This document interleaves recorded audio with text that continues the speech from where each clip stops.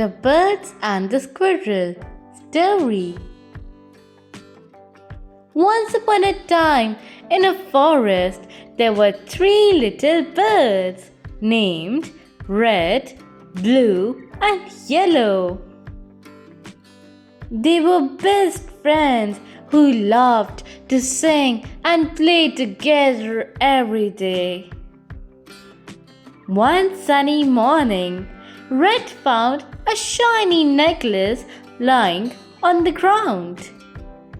Red said, "Let's keep it." Blue agreed, but Yellow reminded them, "But it doesn't belong to us." They decided to ask around if anyone lost it. Soon they found a sad squirrel looking for her necklace. The birds returned it, and the squirrel was overjoyed.